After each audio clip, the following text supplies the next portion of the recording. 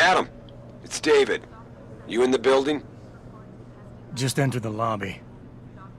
Sorry to put you out of sick leave so soon, but we've got a situation. A break-in at our Milwaukee Junction factory. Meet me at the helipad. I have to see Pritchard first. Something's wrong with my retinal enhancement. Frank's on the second floor in the tech lab. Make it quick. People's lives are at stake. My God. Mr. Jensen. I didn't think you'd... Oh, wow. I guess you hear about the break-in. Did you need directions or something? It hasn't been that long, Cindy. I may not look the same, but my memory's pretty intact. Oh, I didn't mean... I mean, of course, your memory's fine, sir. It's just that, well, things have been switched around a lot ever since the... Well, Ever since the first attack? Yes, sir. The lab floors were pretty much demolished. We're rebuilding them, but most of our researchers are working off-site now. Everyone else has been shuffled around, so if you need help finding someone... You said everyone's been moved around? Almost everyone. Who are you looking for? I need to get to Seraph's office. Oh, he and Mrs. Margulis are still in the penthouse. You can use the elevator at the left wing of the building to get there. Has my office been moved? No, sir. You still have that great view of the lobby. Mr. Pritchard wanted it, but Mrs. Margulis put a stop to that. Up 2 floors and make a right. Thanks. That's what I'm here for. Anything else, sir? Where's the tech lab? It's not really a lab, sir. It's more of an office with a lot of computer equipment shoved in it. Mr. Pritchard complains about it all the time. Go up the stairs behind me and take a right. You'll find it near the end of the hall. I don't suppose we moved the helipad, did we? I don't see how we could have moved it. Oh, you're teasing me. Very funny, Mr. Jensen. Go up the stairs to the 2nd floor, then around the cafeteria to the exit. I think I saw Farida heading there earlier. I'll find my way. If you say so. It's good to have you back, sir. Second attack in 6 months. This can't be just a coincidence. We hardly know anything yet. What if it's a complete misunderstanding? Misunderstanding? Yeah, I could see the hostage takers now. Don't take this the wrong way, but everybody up against the wall. I'm just saying, the only reason people are at the plant tonight is because we've been forced to work so much overtime ever since the first attacks. Good point. No one was supposed to be there, so maybe it's just a break-in gone bad.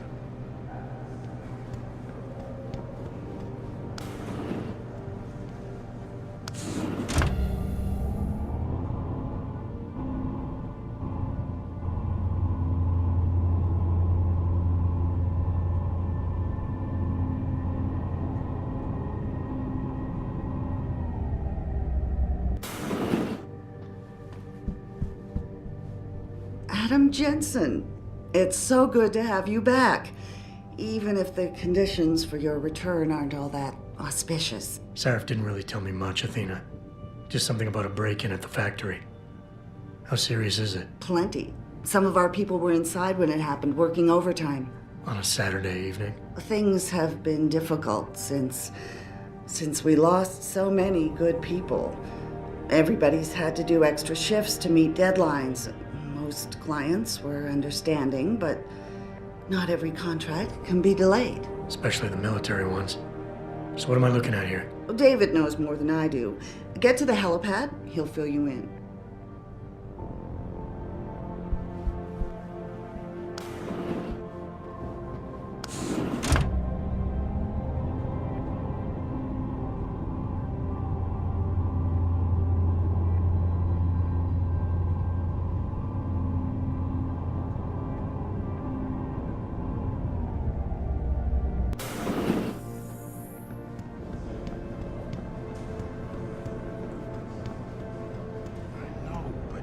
Jensen? Isn't it a bit early to toss him back into the trenches? I hear he's almost fully recovered. His body accepted augmentations with remarkable ease, but that doesn't mean his mind did. We all know what happened when he was with SWAT. The Mexican town massacre wasn't his fault. Then why was he kicked off the force? I'm just saying he's too much of a risk.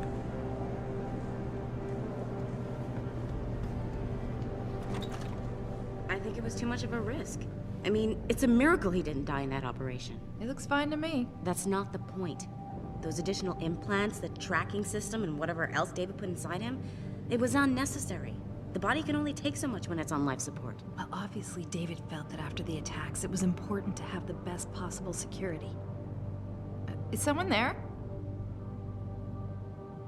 You must be hearing things.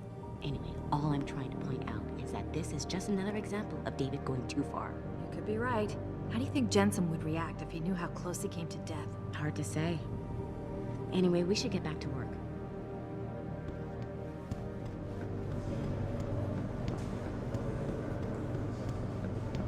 I'm not sure how I feel about this memorial. What do you mean?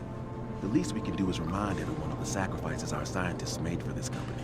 For the world, even. Yeah, it's the reminding part that bothers me.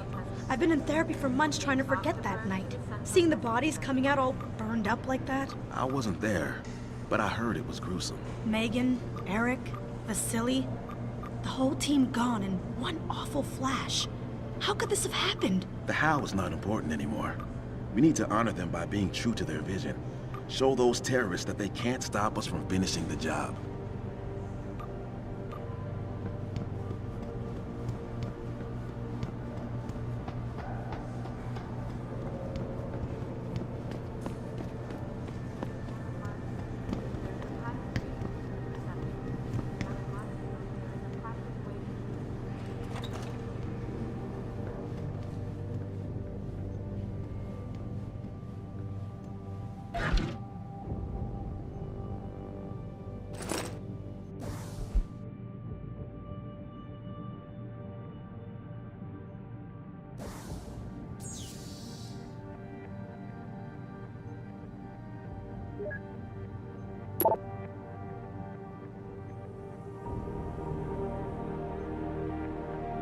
Denzel Mitchell, you have a call on line 1.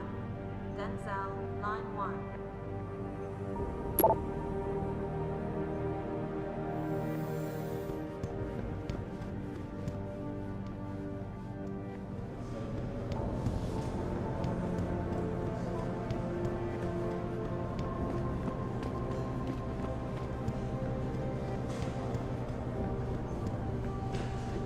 Why is David keeping the SWAT team from going in right away? Frank tells me he's still waiting for you, Adam.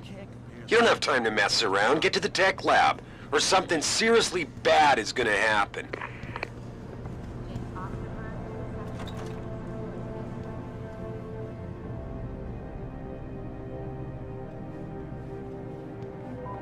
About time. What happened? You get stuck in an air duct on the way over? Yeah, nice to see you too, Francis. Something's wrong with my retinal display. Can you fix it? If it's what I think it is, probably. Of course, it might seem. Looks like your left and right imaging processors weren't completely in sync. But don't worry, your Sentinel health implant will kick in soon, repairing any damage that might have caused. Your retinal display should be fine now.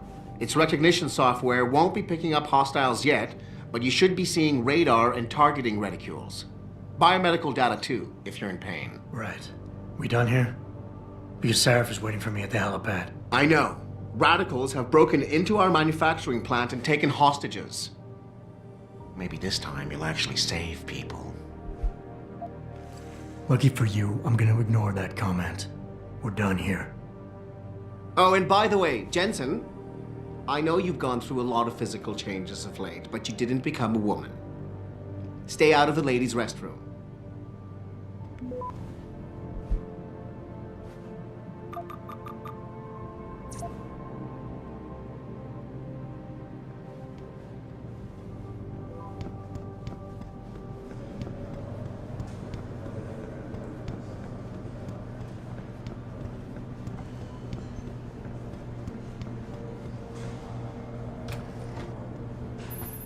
Adam, how close are you to the helipad? Almost there. Good. Because SWAT's about to turn this into a PR nightmare. Meet me in the chopper. I'll brief you as we go. Workers have been taken hostage, and the entire city holds its collective breath. I doubt I need to remind you folks that this is the second time the biotechnology firm has been attacked. The first time, 6 months ago, on the eve of controversial hearings set to scrutinize the company's research. With those hearings permanently on hold, many are now wondering if something else may be going on. Is David Seraph hiding something? For tonight, this is Eliza Kassan reporting to you live from Picus.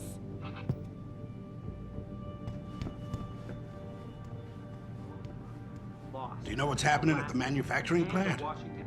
Some kind of break-in, I heard. Now this. Damn fanatics. You think the news is right?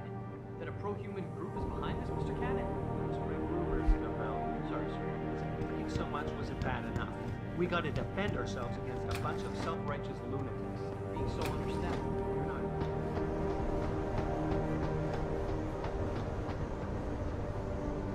Welcome back, Jensen. Didn't think we'd see you around here for a while yet. You know how it goes, Malik. Duty calls. Don't I know it? I was in my wingsuit halfway to the top of the Renaissance Center when I got the 911. But you... 6 months is a hell of a short time to come back from the dead. You sure you're ready for this? Only one way to find out. Roger that. The boss is already on board, arguing with the DPD's tactical response team. They've got the plant surrounded, but Mr. Seraph wants you to go in first. Are you all set here? Because the sooner we take off, the better it will be for everyone. I'm ready. Great. Then let's get airborne.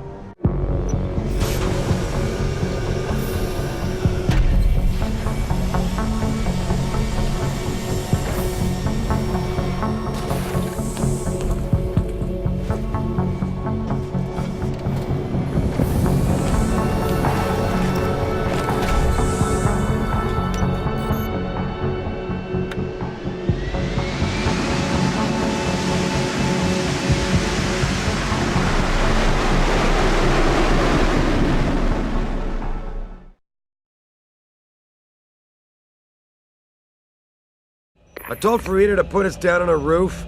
I don't want the crowd seeing you go in. Fine. As long as she pulls you out the minute I'm gone. So what am I looking at here? Who are these guys? Pro-human purists, or so they say. The same purists who've been firebombing limb clinics all over the country. You buy that? I don't think it's a coincidence they hit us today, only hours after we moved the Typhoon in for assembly line factory. The Typhoon? Megan's team was testing it the day that bastard... Who's on point for these guys? Adam. I know you and Megan were once... Who is on point for these guys? Goes by the name of Sanders. That's him, there. He's an augmented Adam, so he can't be one of the mercs who attacked us, but he did know exactly how to get inside our plant. All right. So how do you want me to handle this? First priority is the Typhoon. I'm keeping SWAT out until you've secured it. As far as rules of engagement go, I'll defer to you. Lethal or non-lethal? I'm not looking to start a firefight in there, just neutralize them. Okay, but just make sure those bastards don't wake up and warn their friends. You remember what it's like in there? A lot of tight enclosed hallways, but the labs themselves are pretty open, high ceilings. So, do you want something you can use from a distance, or up close? The closer the better, I think. That way I'll be sure they stay down. You got it. The Typhoon should be in the factoring labs, but Pritchard will tell you more as you go in. I've got him running comms. Terrific. Anything else? Keep your eyes open for hostages. Free them if you can, but the Typhoon is your #1 priority. We developed it for the Alphabet agencies, and if we don't deliver it to them intact and still a secret, well, I'm sure you'll get the job done right. Gentlemen, prepare for landing.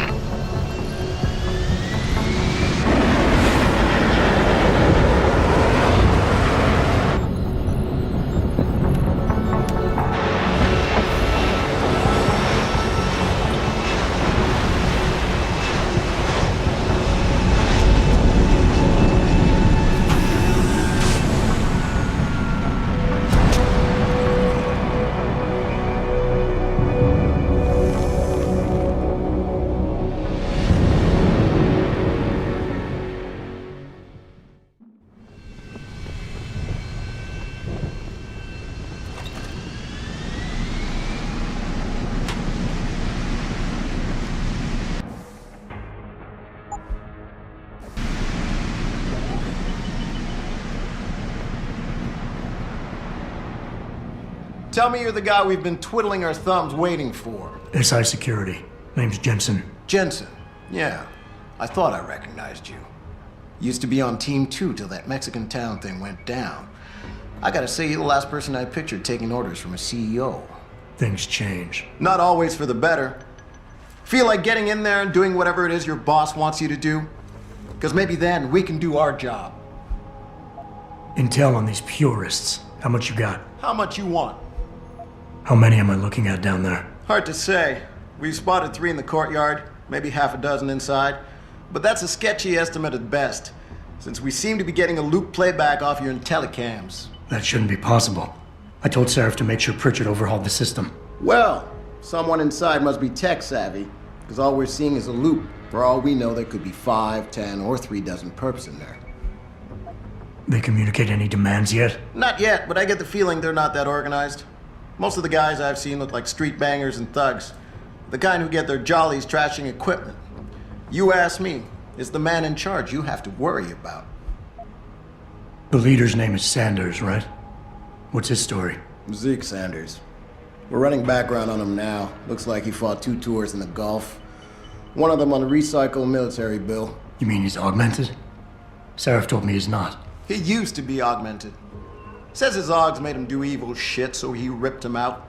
Now he's got a whole crew of gullible street kids listening to his crap and ready to die for him.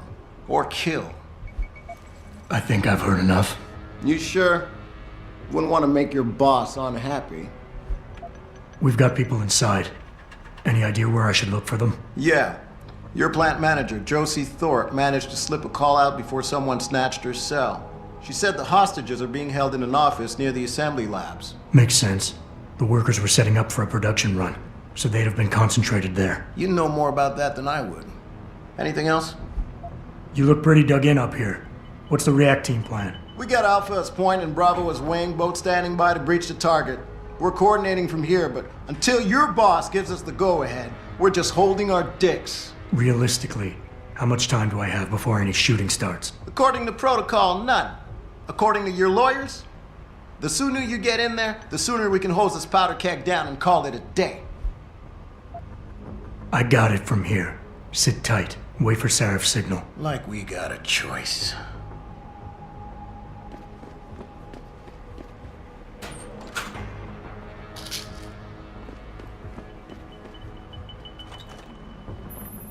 Jensen, it's me, Pritchard. Where are you? On a roof overlooking the plant. Good. Your point of entry should be through shipping and receiving. Should be, Francis. What the hell does that mean? We have an employee entrance there, heavily guarded by purists, no doubt. So, if you're not a fan of the frontal assault, I suppose you could try accessing the building's roof. Yeah, everything seems under control. No sign of SWAT. No sign of anything.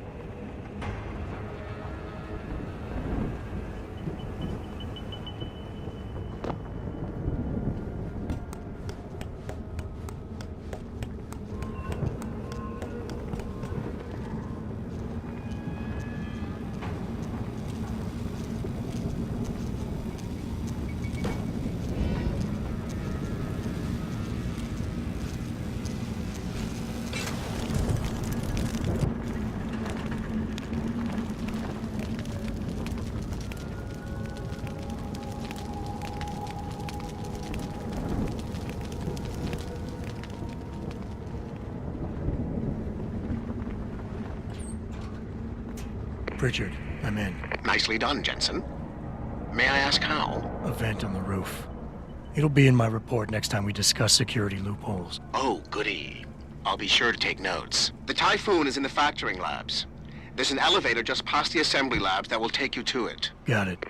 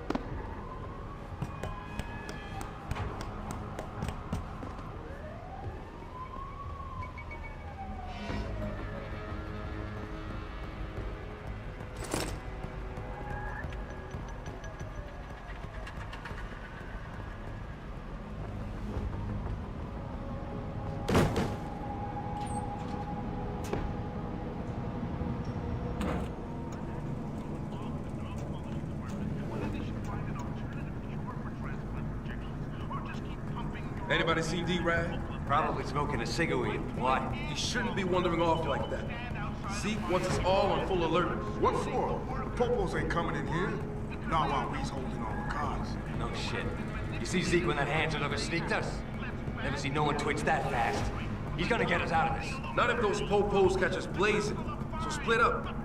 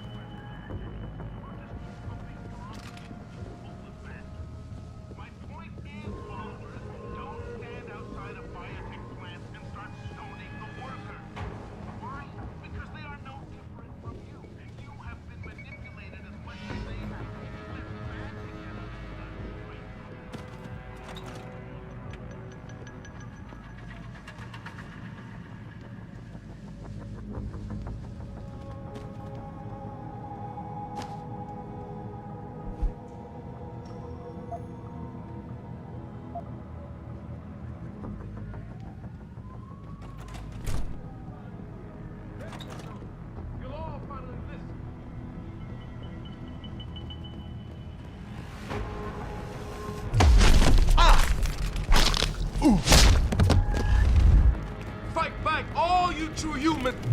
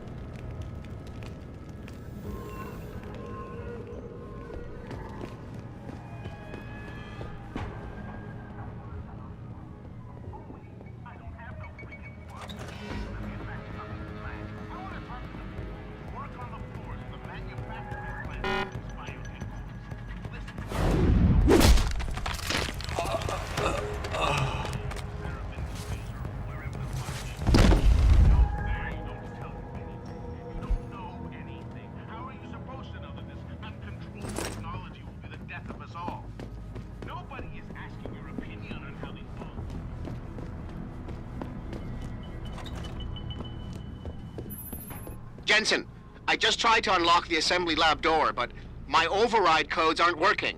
Someone's changed the protocols. What? Didn't you plug the... I'm on it. But until I find this particular breach and fix it, you'll have to hack the door manually. Pritchard out.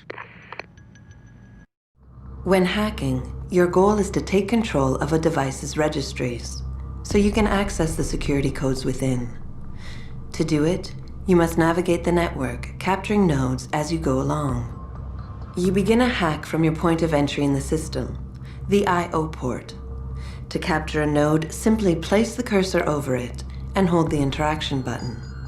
A wheel will appear, showing you the programs that can be used against it. Traveling from node to node is accomplished using bridges. A bridge can be unidirectional or bidirectional, as shown by its arrows.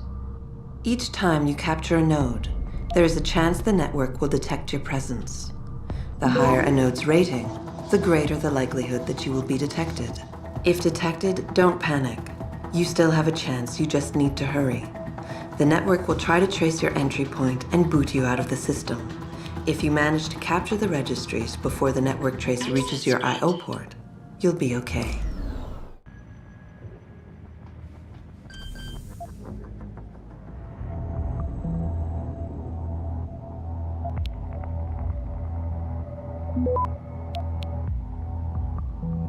Access granted.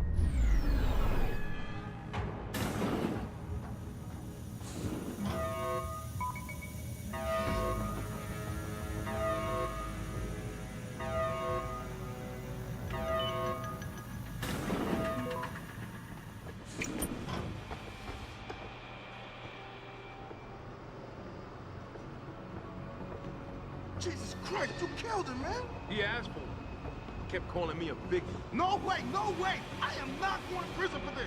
Hate to tell you this, Trev, but once that bomb goes off, this guy won't be the last Skinner in here who buys it. Shut up, J-Ro. Trevor, you gotta calm down.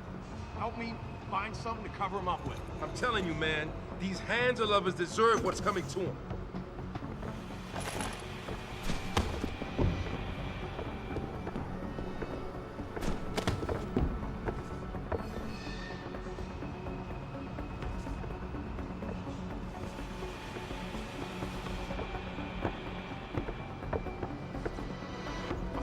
What the hell is that hacker doing?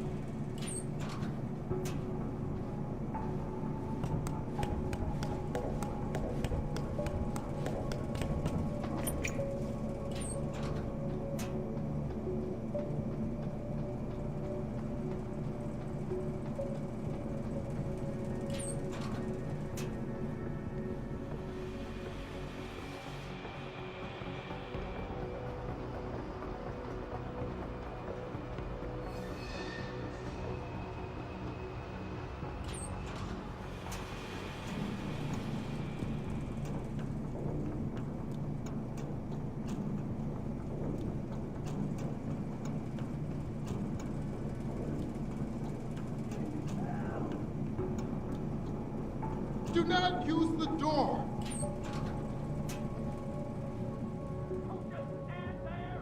Where's the bomb squad? Save us! I don't want to die. Oh, just stand there! Do something! I don't want to die. Hurry! I don't want to die. Where's the bomb squad?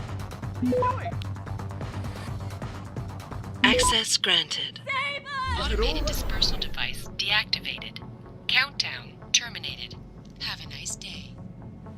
Pritchard, get word to Seraph. I found the hostages. I'm relaying good news, I hope. They're safe, and they're staying put.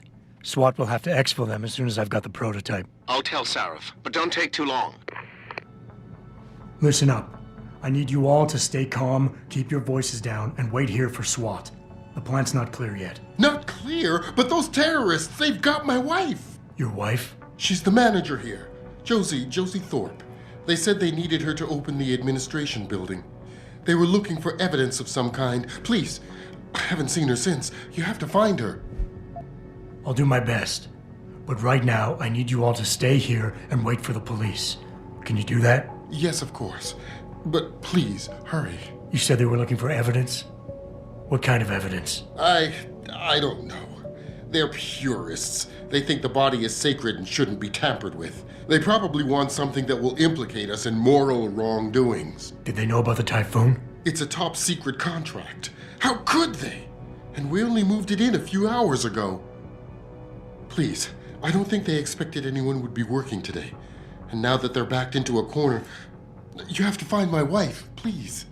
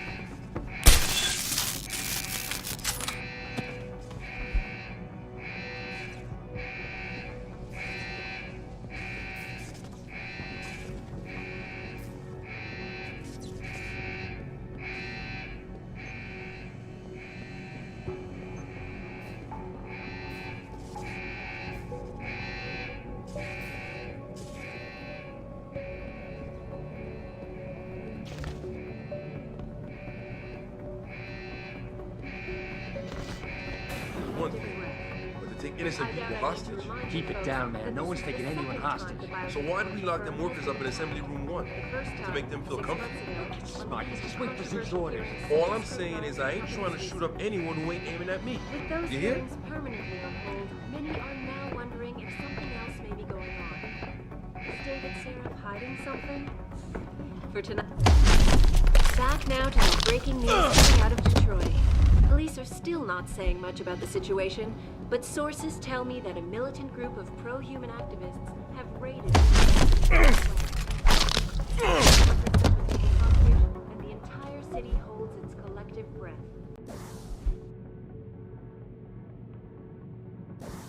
I doubt I need to remind you folks that this is the second time the biotechnology firm has been attacked. The first time, 6 months ago, on the eve of controversial hearings set to scrutinize the company's research. With those hearings permanently on hold, many are now wondering...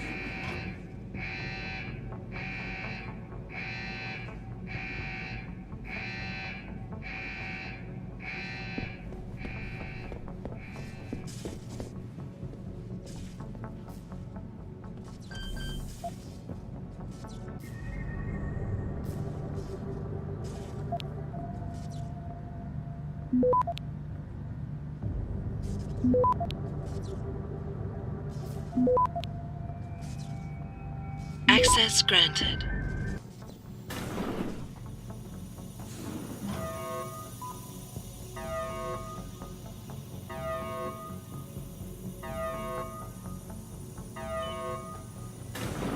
I don't know what the hacker do. Seems odd.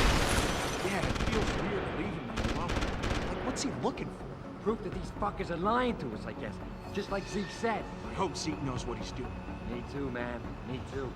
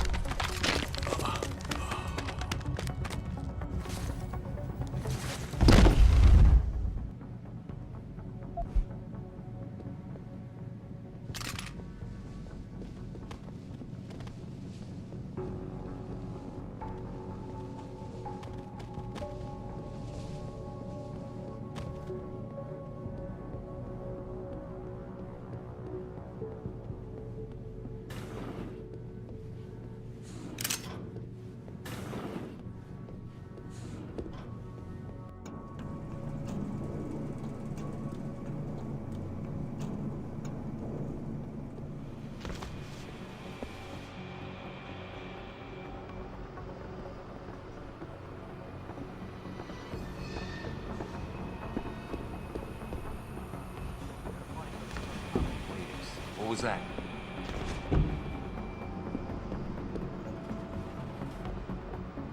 Yo! If you're here, you better come out. You high again?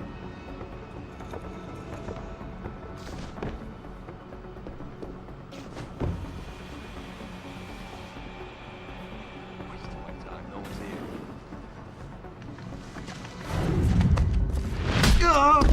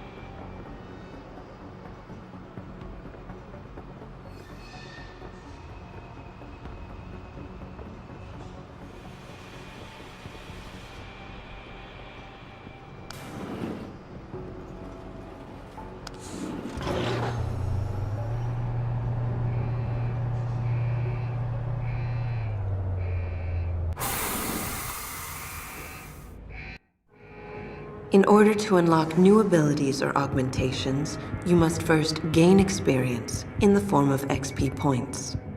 You will receive these points when completing main objectives, side quests, or through special bonuses, like completing a mission without being It'll be in my detected. report next time we discuss security loop. Once you've accumulated enough XP points, you will receive a Praxis point. These points are used to unlock upgrades to existing augmentations, and to unlock entirely new augmentations. Praxis kits, which can be found through exploration or purchased in limb clinics, will also give you instant Praxis points. To unlock an augmentation or upgrade, simply select it in the augmentation screen, check the cost, and, if you have enough Praxis points, activate it.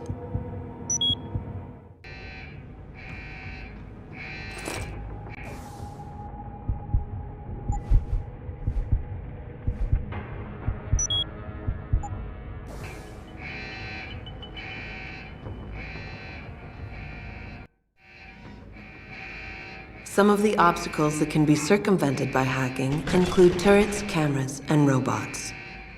All you need to do is find a security hub controlling these obstacles and hack it.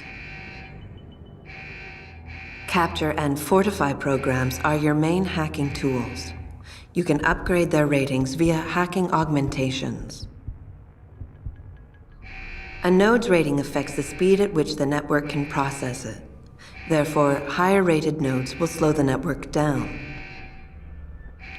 You can slow it down further by fortifying nodes, which will increase their effective rating. You can also use a slow worm to stop the trace process entirely for a few seconds. Finally, to prevent detection when taking over nodes, you can use the nuke virus, which gives you a 0% detection chance. The nuke and stop programs are expendable viruses. Their supplies are limited, so use them wisely. A counter in the top right corner of the screen helps you keep track of them. When hacking, there are 3 types of nodes to capture. Directories are meaningless data holders.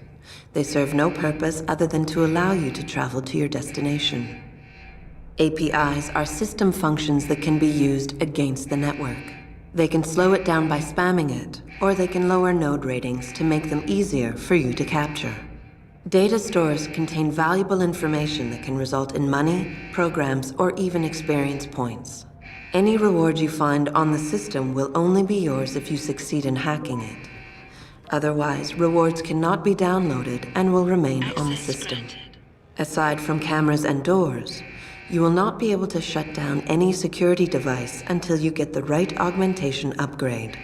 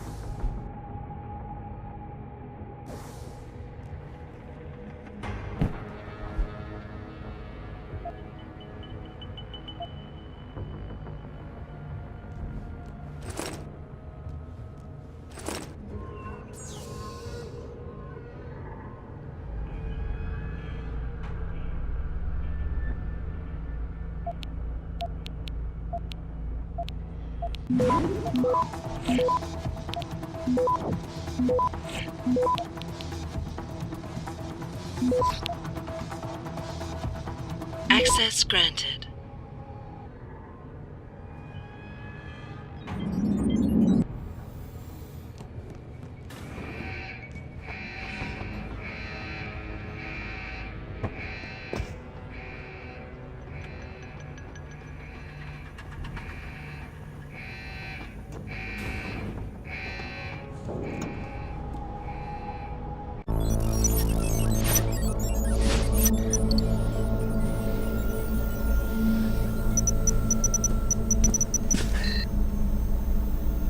Step away from the console. Now!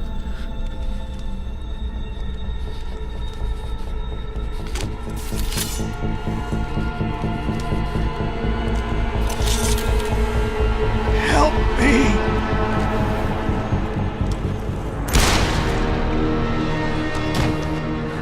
Son of a bitch!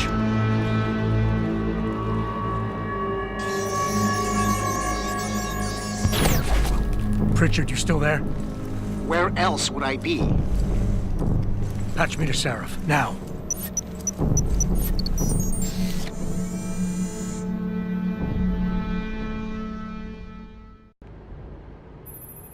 Adam, it's David.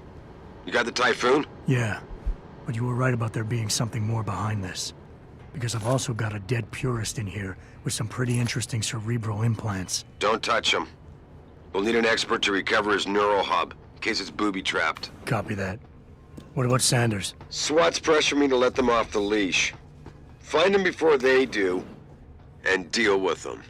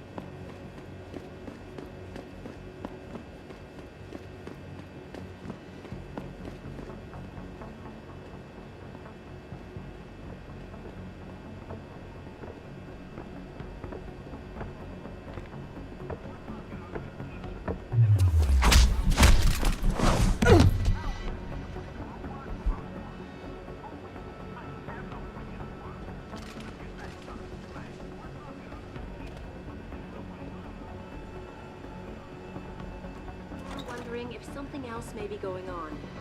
Is David Seraph hiding something? For tonight, this is Eliza Cassan reporting to you live from Picus.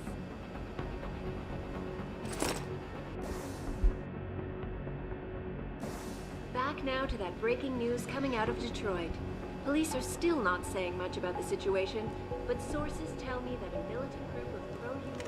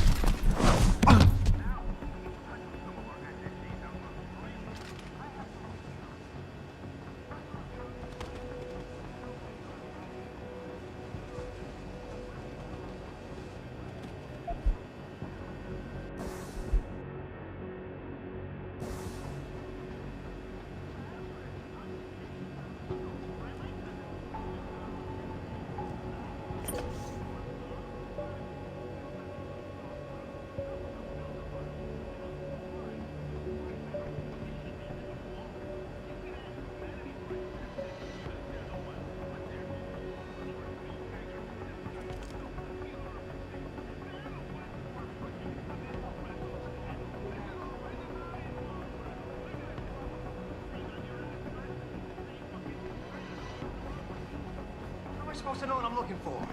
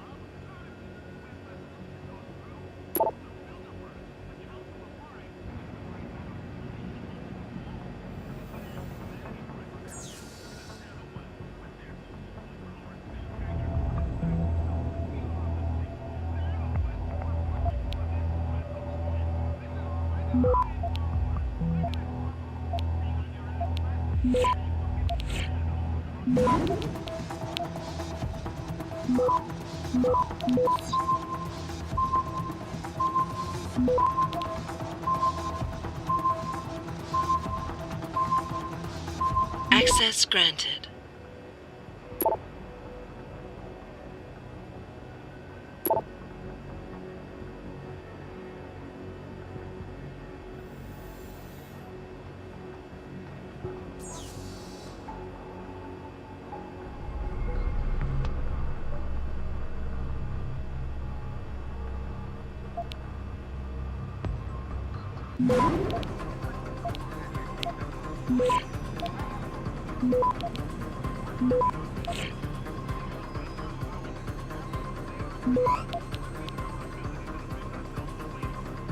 Access granted.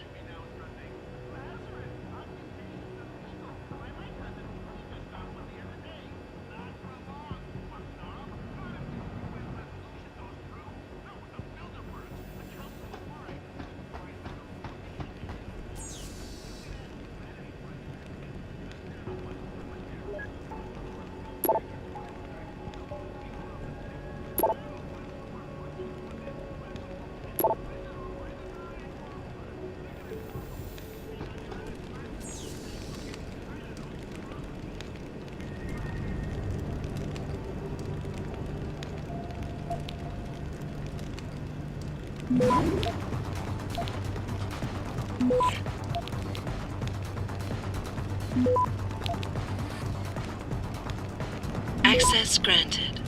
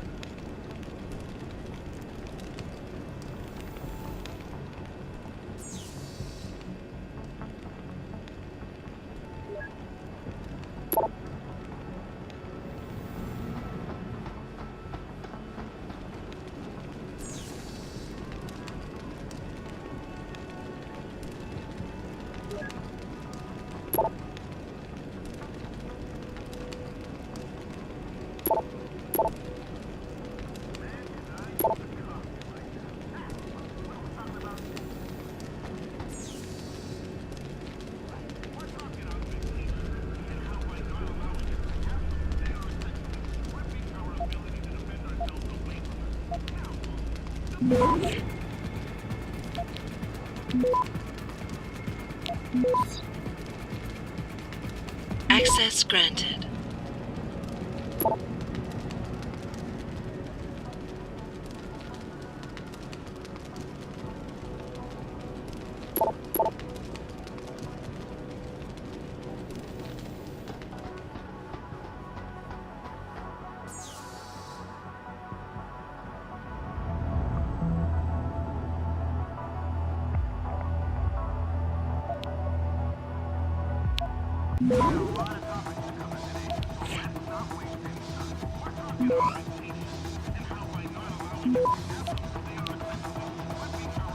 Access granted.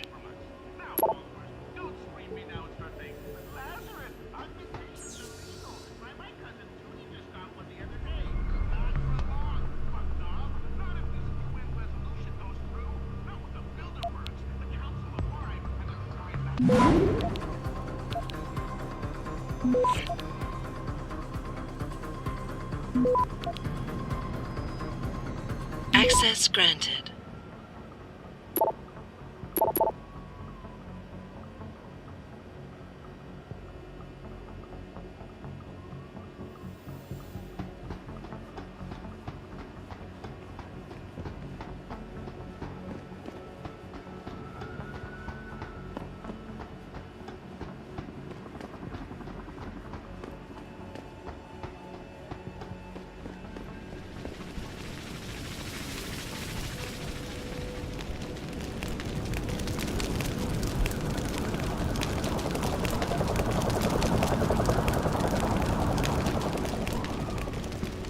Don't lie to me! I don't want to hurt you. You're a civilian. But I will if you don't give me a choice. If you didn't want to hurt anyone, you should have stayed home tonight. Oh, look! Seraph's attack dog! You're here to clean up before the police bust in? You think hacks were breaking the law. Shut up! All you body polluters break laws.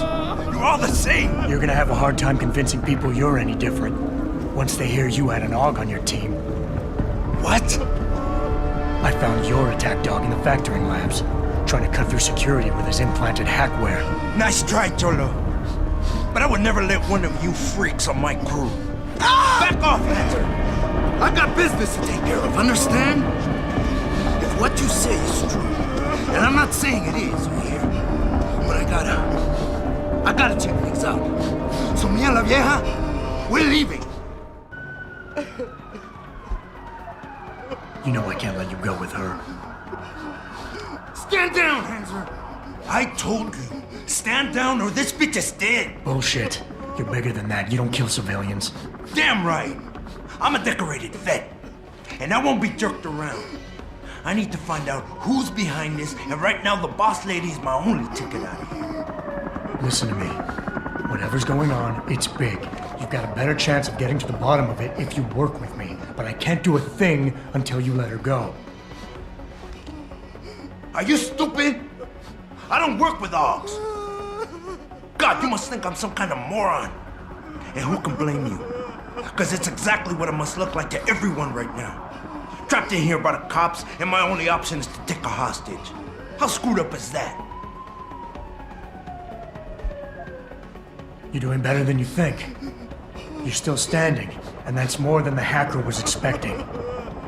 You said you're a vet, so I know you've got the balls to handle this. You don't need the civilian to get you out of here. You got a good point there. But still, there's no way I could put my trust in you. You're on the same side as the cops. They got me completely surrounded and there's nothing I can do. I'm all alone in here.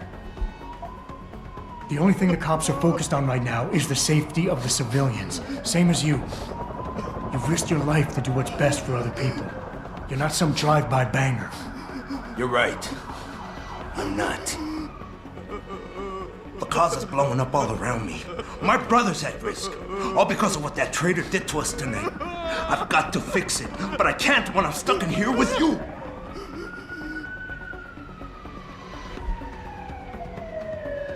Listen, the hacker's plan was for you to die. He knew there would be civilians here tonight. He thought of everything. He used your brother because he knew you would trust him. That's how well he knows you. He expected you to take a hostage, just like he knew the cops would kill you for it. You're right. Damn! You know, he even asked me once about hostages. I told him I would if I had to. I thought I had to here, but I can't afford to, can I? Go on, get out of here. You're free to go. I did what you wanted, so let me go. I got Blade here too, I say. I've got as much interest in finding out who's really behind this as you do, Cabron. Yeah, well, maybe I'll owe you one. But I promise you this, someone's gonna pay. Adam! Adam, what's happening? What's your situation? Adam! Sanders is gone, boss. But I'm pretty sure he's just a dupe. Somebody else set this up. Damn it. Okay, I want you back here now. The admin building has a rooftop terrace. Meet Farida on it. Copy. Jensen out. Are you alright? I'm fine. I'm fine. Just a little shaken up, but what about the other hostages? My husband was with them in one of the assembly labs, and I overheard talk about a bomb. Don't worry, they're safe. Oh, thank God. When those men surprised us.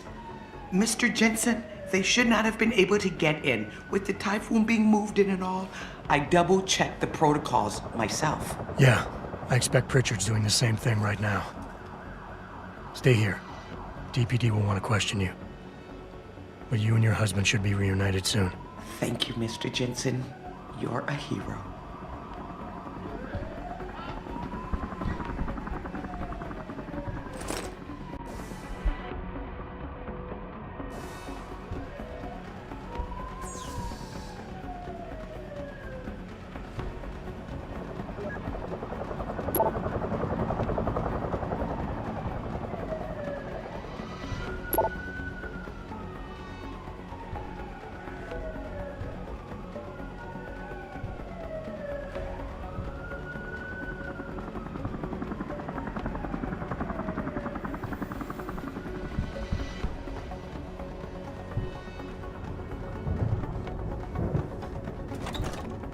sorry, Mr. Thorpe.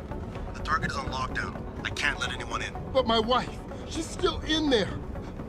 I need to know that she's okay. You'll have to wait until the building is secure. Now back up and let the SWAT team do their job, please. My wife, is she all right? She's fine. A little shaken up, though. SWAT will need to debrief her. You'll see her soon. I don't know what to say. I think I've given up on her. You're a true hero, man. I'll find some way to repay this, I swear. There's no need for that. I was just doing my job. Don't be modest. I didn't recognize you before, but I know who you are, Mr. Jensen. And I know you weren't supposed to be back at work yet. Thank God you are. I'll be in touch. Count on it.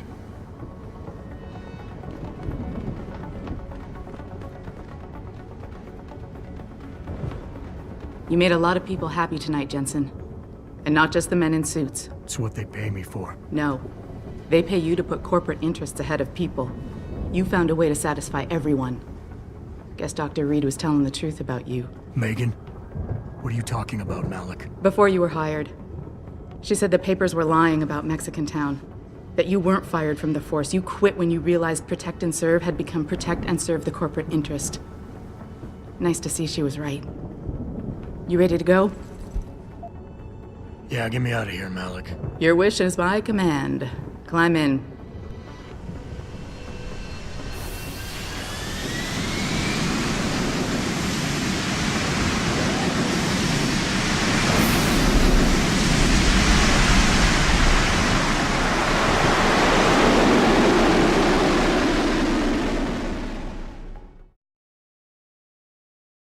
So yeah, Jensen's coming back from the dead, and now is going to come. Well, we see now that Eliza is still watching him, and now we'll see him close his shades for the first time. Now he's closing on himself. And he's closing. Exactly. That was the idea, right? That he's kind of like now he doesn't really like what's happened to him, and he's a bit kind of self-conscious. He's self-conscious and making a little shield around him from the world. The eyes are the windows to the soul, but the eyes we are cover the them up. soul. Yeah, he protects himself. Yeah. So probably, depending here on how you played, you might have gone or not in the ladies' restroom. And eventually, if you go meet Pritchard, he will comment on that. So for the old fans of the Essex, for us, it was just a way to pay an homage to this kind of similar scene in the X1. And pay an homage to perverts. Exactly. And I think that's why we put the conversation that's going on in there. And I remember, I remember watching some of the people here testing jumping to see if they could see the women inside the restroom. And you added a sound about like if you jump a couple of times, like is it someone here or something? Possibly. I to be honest, I don't really remember. I just remember that I loved the delivery of the actor Pritchard when he just adds casually, and you might want to stay out of the women's washrooms. And it was, and when well he did written it, and well delivered. Yeah, and actually, I remember when we recorded it, they recorded it, and they were like, "That was just a joke line, right? I mean, that's not going in the game, is it?" You're like, "No, that's it real. It really will happen." So with this one, the Final Fantasy poster, it was quite an adventure. Yeah, that's one of the concept artists who had this idea, and he just he's like, it was not too long after we were bought by Square Enix, so he had the idea to do this little poster, and it's Final Fantasy 27, obviously, because the game takes place in 2027, and he just put it like this for the fun of it, and it became something really, really big because we wanted to keep it.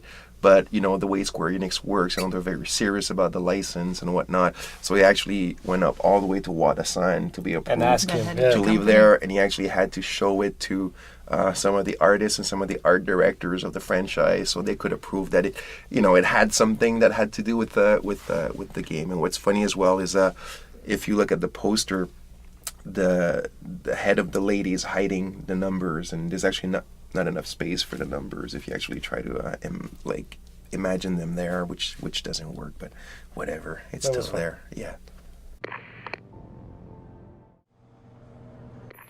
So as you walk around Seraph HQ, you'll see on all the doors, or near all the offices, are the names of the employees. We kind of did this all at once, very quickly.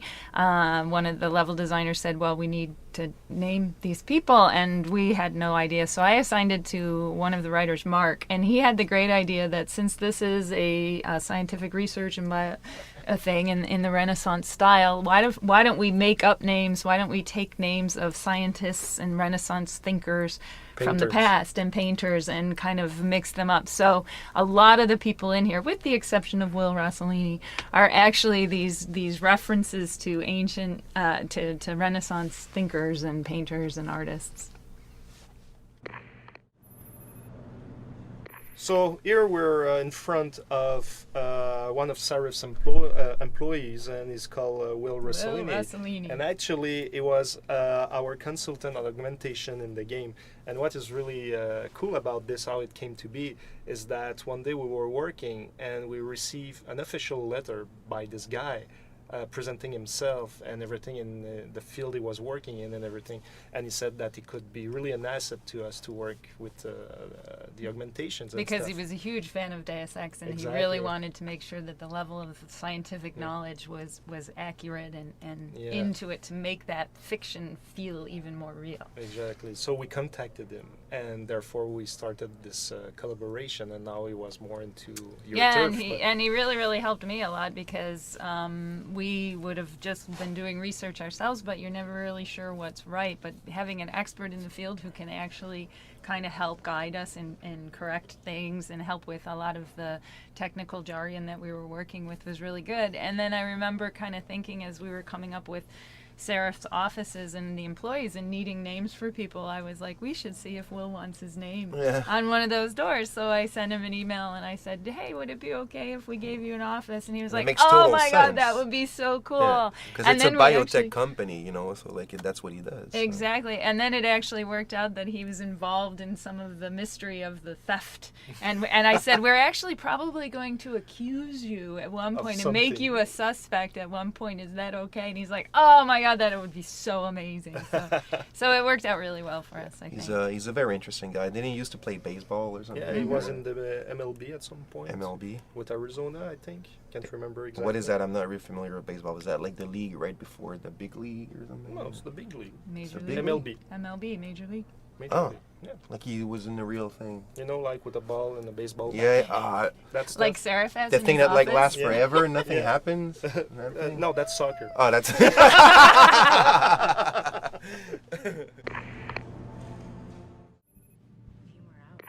So once again, we're back in offices with emails on computers. That was, for me, one of the biggest triumphs and biggest tragedies of the game, I think. Basically, there's so many emails in this game. And, I don't know what you're talking about. And it was really about trying to bring the flavor and the life and hiding things. But in terms of the actual creation of them, everybody kind of kept pushing the writing of the emails off to the end of the game because it's very, very easy to implement text, was the philosophy.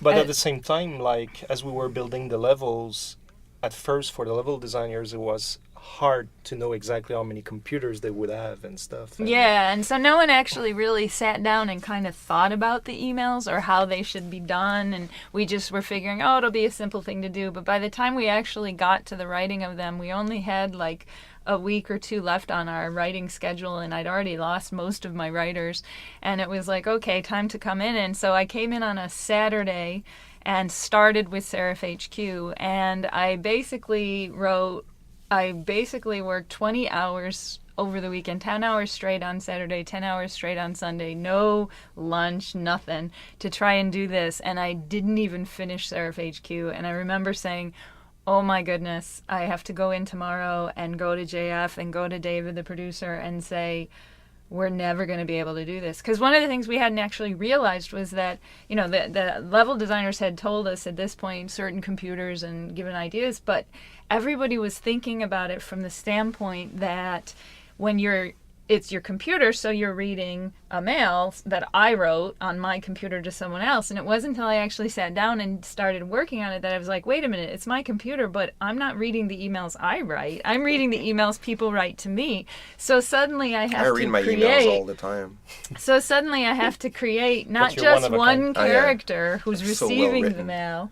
I have to create all, if every email has every computer has 3 emails on it, I have to basically come up with 3 other people who wrote those emails and address them to me. And it suddenly became wrapping your head around it. You were like, oh my goodness. It was a became huge much thing. more complicated It than became it much more sounded, because complicated. even me at first, I was telling you, Mary, like, it won't be It won't big be thing, tough, like, it it won't won't be be tough. tough and everything, but yeah, And I made it thought harder on through. myself because I was the one who insisted there had to be at least 3 on every computer. Yeah. Whereas I think in the original Deus Ex there was maybe 1 on a computer at times. But No, there were more than once, But it was a really great challenge, and in the end we pulled it off. And I remember everybody reading the reviews and talking to reporters and appreciate it, everybody talking about the emails and how much they loved them. So that's why it was my worst and yet my best moment. Yes, it's me. Yeah, and Seraph HQ, when I saw it, I was pretty impressed with it. It was really quite the achievement visually, and just everything you had in there. There was so much exploring to do. All the pillars you could get the history from. You could get the history of augmentation and the work Seraph had done. So I knew for the exploring type players, they were going to spend a fair amount of time here. So it was a bit stressful in coming up with the track for this. I just remember telling Mike, I want something really cerebral and subtle, something that can easily just slip into your back consciousness while you're playing, and you would only notice it if we took it away. And It's kind of melancholic, right? It is. It's got a very melancholy, almost a bit of a sad feel to it. Is that the same track that we ended up putting on a website on the Serif Industries website, like viral website that we did? I think so. It's the same track that we use as the menu track, because it just we were going to compose a menu track, but in the end we just felt this track was really strong, and it represented, I don't know, it sort of encompassed something of the game that was important, and it felt okay to put it as the menu track, because it's almost like Seraph HQ, you visit it 3-4 times in the game. And again, you know, when you're going to revisit an area and you're coming back with the same music, you're really hoping people aren't like, oh, not this again. So, you know, I was fully aware of that all the time and a bit stressed out about it. But again, a credit to Mike and the work he did. He came back with a track that, for me, it fit perfect. And based on the comments that were positive that people came back with, we actually said, well, let's throw it in as the menu track, because people seem to really like it and it seems to work. Here we have a good example of show don't tell with this plate on the wall, where we make this building feel much more important and bigger than what is actually playable. And I remember the first version of it when I was playing it, the level artist had slapped up a sign, and it basically just had 3 floors to the whole building, because that's really all you get to explore. But when you're outside, it's humongous. Yeah, and I'm like, wait, guys, we got to have more in there. We got to have like more offices and more things to show this. So we ended up submitting a list to him, and some of the things we wanted didn't get in there. Like we wanted a cafeteria named the Swallow's Nest, named after one of the writers who worked with us. And then the whole part about this is all under construction, it ended up helping us to explain why you only go to a few floors, and yet also tie into the story. So here in Adam's office, you can see his computer. You can find emails on it, and as you can find emails all over the company of Seraph. But in particular here, we start off a quest for Jensen to investigate these neuropazine thefts that are going on. And this was actually a mini quest that was kind of proposed by a level designer, the level designer who created this level. And he came to us and said he really wanted to have this really cool thing where you could kind of break into offices and find the codes to other people's offices, and it would be this whole mystery of kind of solving this, wrapping it up to the side quest of who's stealing the neuropazine.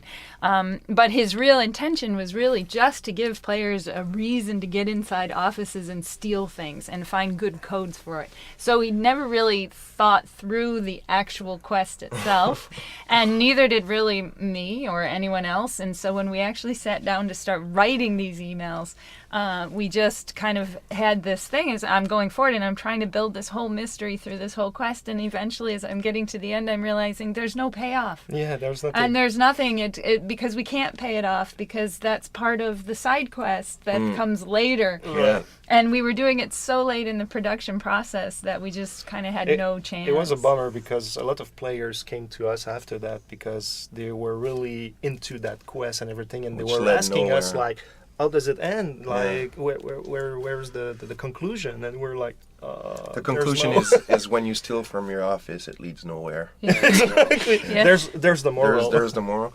I steal crime pixels and polygons all or the time. Does. Mm. I don't know what to do with them. I have no idea. I stack him up. Stealing's bad, okay? Yeah.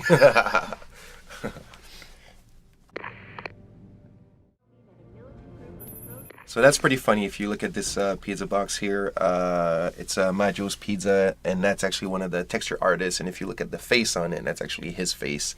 And throughout, I think it's in Detroit. There might be one in Hangsha as well. You see the actual restaurant as well, with his name and his face on the window. So that's the kind of stuff we did. We did a lot in the game, which is. Did he become rich with that? Well, I haven't seen him for a while, so I think he's probably very rich. Yeah. Retired. Yeah, retired. Yeah. So by now, depending on how much time you spend in the Serif offices, David Serif contact you a couple of times to tell you to go to the manufacturing plant. Adam! Yeah, exactly. and that thing, it was in the game for a while, like with the dialogue, depending on how much time you were spending there or not, it was popping several times with different kind of variation in the conversation. Things are going to go much worse and everything.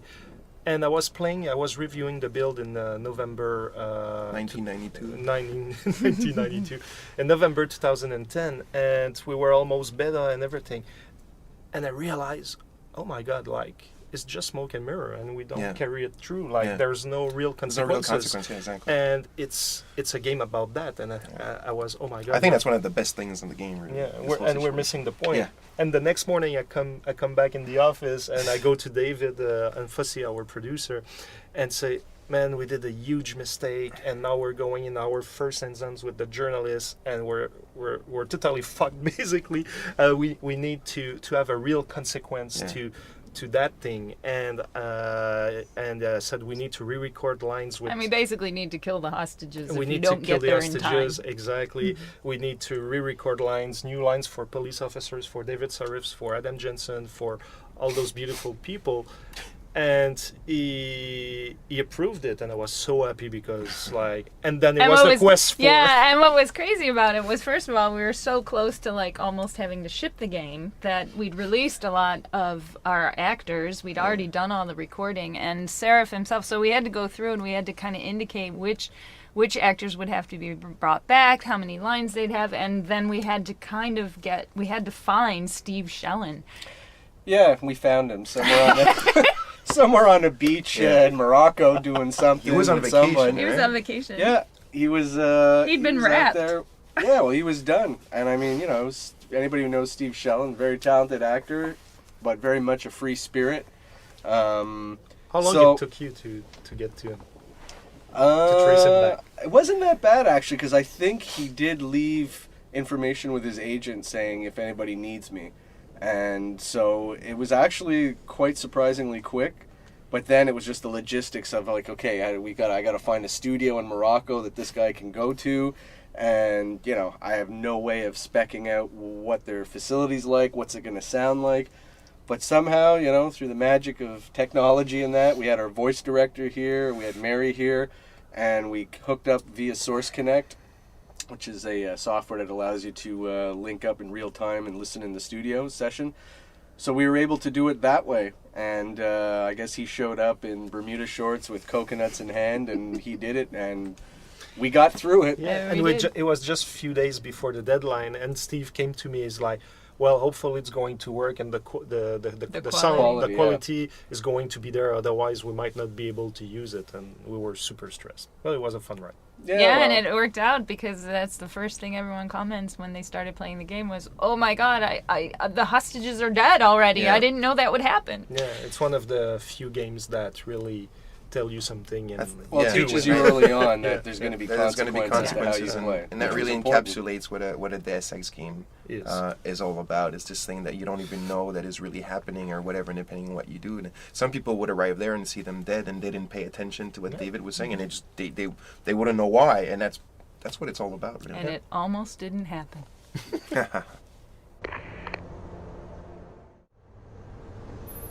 So here's the VTOL, or the VTOL, Adam's chopper, or Farida's chopper.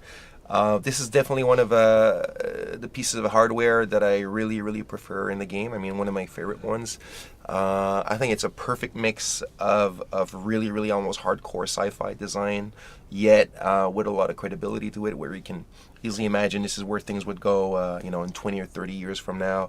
I just really love it. I've always wanted to make a little model of it, kind of like a scratch build with it looks really good. It looks really good. Just buying pieces of model kits from airplanes and stuff like that, and just like from the pieces actually build that. And it has a lot of character, and that's it. I really like it. And speaking of character, since the VTOL is also very much associated with Farida Malik, Farida was actually a character who was not originally thought to be a very important character in the game.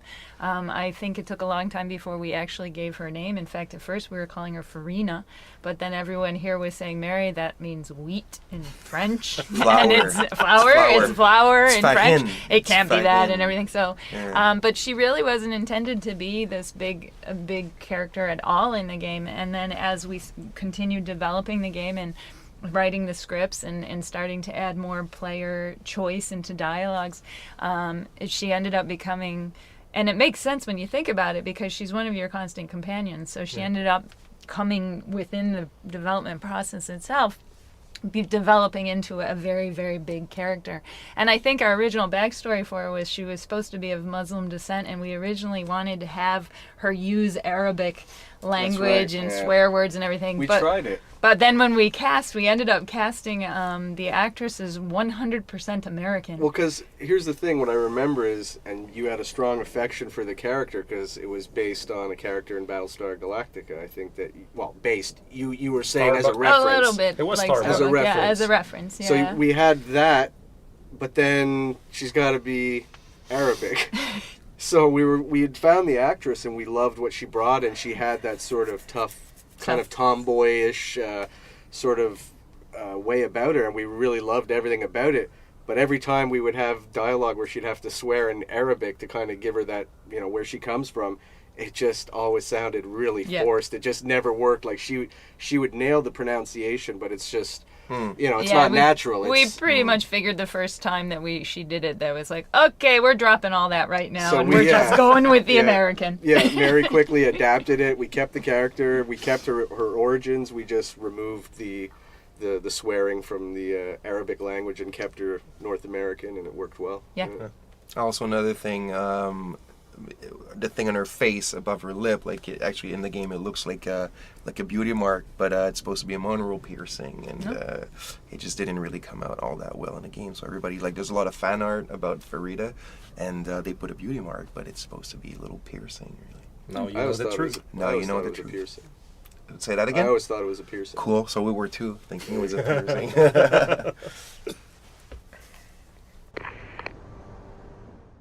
Then let's get airborne. So the cutscenes are pre-rendered, but originally we were planning them out to be totally in-game and everything. And as we were progressing and realizing what it would demand and the tools and everything that we didn't have set up properly and everything, we kind of realized that we would never ship the game like that. So we had to rely on the pre-rendered cutscenes. And there's a funny little thing here at the, if you notice when Jensen comes into the the As long as VTOL she in the pulls you up a minute, cutscene. I'm gone. He's what am I wearing his looking at here? jacket, Who are these guys? and then when Pro-human we start purists, inside or so the they plane, say. he's not wearing the Same jacket. It purists was who've kind of been a big firebombing problem limb where clinics all between over the cinematics country. and in-game, they Buy were that? saying, Yeah, I don't something think fell it's a through the coincidence cracks. they hit us today. only So hours for audio after to we try moved and the help that out typhoon at the in end for of the assembly line cutscene, factory. you actually kind of hear a cloth Megan's team was rustle, testing and it's it the day supposed to that be bastard- Jensen taking his coat off Who's on and point throwing for his these coat guys? on the floor. To try and I know help you and sort Megan of bridge the gap Who is that on it was point too for late. these We couldn't guys? fix the cutscene, Goes and by we the couldn't name put of the coat on him Sanders. here. It didn't make That's sense, so him that's there. kind of how we dealt with He's that. an augmented And atom. this is a So pretty it can't major be one of the scene with mercs who David Surf. attacked It's us. really the first time you But I did ever know exactly get how to to get meet inside him our in plant. person. All right. And So how I do you remember the want me to handle casting this? for First David Surf. priority We is went the through a lot typhoon. of different Keep the SWAT out until you ideas about what secure it. kind of person As this far should as be. rules Should of he be really engagement go, corporate? Should I'll he defer be to you. this? And I Legal remember or we had a non-legal? couple contenders, and when Steve Shellen came in, and the way he played it, it wasn't exactly what I was picturing in my head, but I I'm not remember looking to going, start a firefight, wait man, a just second. neutralize it. It's like, Okay. it does Just kind make it sure those totally works bastards because we don't wanted wake a up very and warn their charismatic friends. guy who's a very friendly guy, but remember we what it's wanted a like in corporate there? CEO kind of A lot guy. of tight enclosed And hallways. I remember But the walking labs out of themselves that are pretty casting open. session High going, ceilings. oh my goodness. So, do you want something you can use from a what distance? what is going to Or up happen? And I close? think the decision, we did it early enough in the process that the closer the decision better, to I cast him That way I'll totally be sure they affected how stay we down. wrote that You got character it. from that point The on. typhoon should be in the factoring labs. But Pritchard will tell you more as you go. So this is pretty funny. You guys have probably noticed already, or will notice. There's paint buckets lying around the entire game, and they're all kind of empty. All over the place. All They're over all the place. gold. Yeah, and they're all empty yellow or gold paint, if you want. And the joke behind that is because there's so much yellow, gold, and orange in the game. Black and gold. With the black and gold, obviously the 50% of the black and gold. Is the joke is that it's actually people in the world who actually, took up, paint buckets of yellow paints and painted the world that way. So it just became a little inside joke, and we started putting these buckets all over the place. So now you know how the black and gold was made in the Yeah, first it is not from us. It is from very, very advanced AI that started painting the game to their liking. Really. So as you continue playing the game, keep an eye out. You'll Keep an see eye how out. many They're all there are. over the place. Yeah. So this is a manufacturing plant. It's the first mission that Adam Jensen goes through after getting fully augmented. Once he's RoboCop. When he's RoboCop, now he's ready to use his new tools.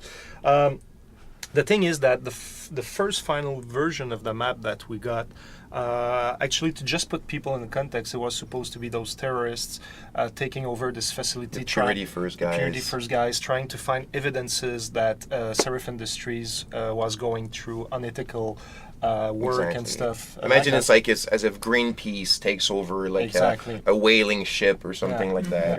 Yeah. Or But the first kind of semi-final version of the map, we started it and you wouldn't see anything. Everything was pretty. Yeah. Everything was super clean. Nothing going on. And not only that, it was clean in terms of like you didn't get the feeling that there was no siege, but also the indications that it was besieged by Right. Purity First There's no also signs was of a not there. break-in. There was Yeah. nothing. There was nothing at all. And it was just the story telling you this is happening. But as you were walking in the game, you didn't feel it.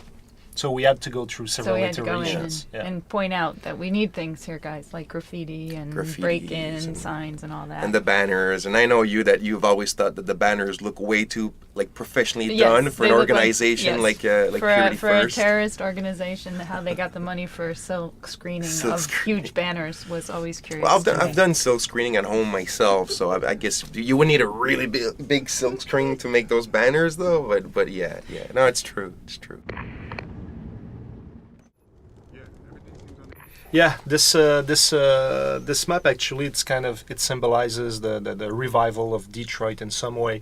In some ways, when we look back at the Detroit in the 20th century, it was one of the big cities for the car industry and everything.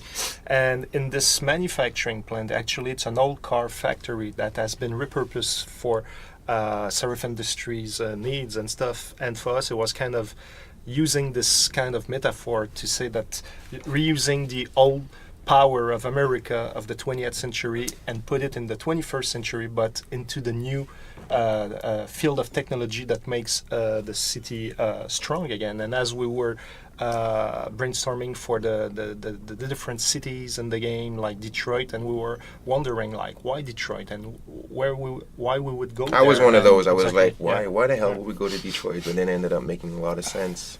It made a lot of sense because when you think about it in the history of America, it was like the Ford basically revolutionized the way that cars are made. Probably in even Detroit, part of the and by economy introducing itself. the new factories and the new technologies and stuff. So why not, when the industry fades, would someone else with a new technology come over and take it over and take over those old plants and basically recycle? Yeah, we're actually saying that Serif did it on purpose, right? That he chose to refurbish, we say, right? Refurbish these factories as a symbolic move, right? It was purposeful on his part. I think it was a really good idea. And last week I was we're in November as we were recording it. Last week I was reading in the November newspaper 2012. Yeah. Yes, a newspaper story about Detroit that was being revitalized. Yeah, revitalized through different new companies, and the downtown. It's becoming more and more interesting. It has nothing to do with biotech corporations, but it's still the same it's coming idea. back. Yeah, exactly.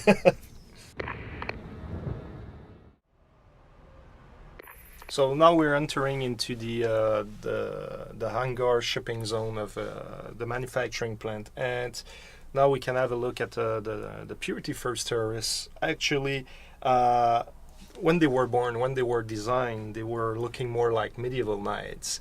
And then we kind of felt that it was not totally in line with what a group of terrorists would be, like, especially against augmentations, against everything.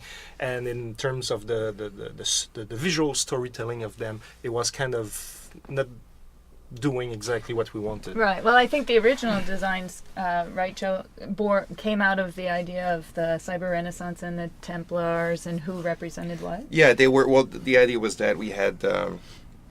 We had two contrasts, right? The augmented people, the transhumanist side was with the Cyber Renaissance, and the people that were against it was kind of like the Dark Ages before the Renaissance. It was more like feudal, it was more medieval.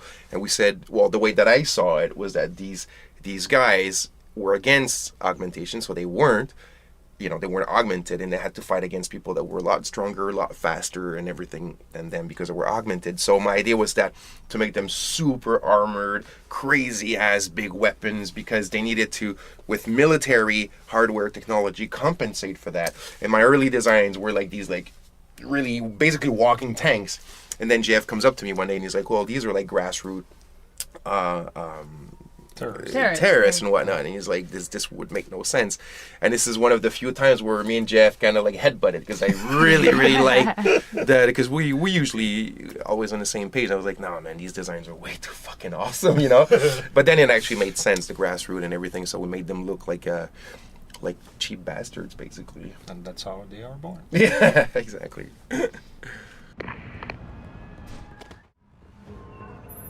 So here we're entering deeper into the manufacturing plant, and people need to know that it's probably one of the oldest map that we did, and before having final AI, before really fully understanding the sectorization of the map areas, to really take advantage of the systems we had instead of showing off the limits of the systems we had.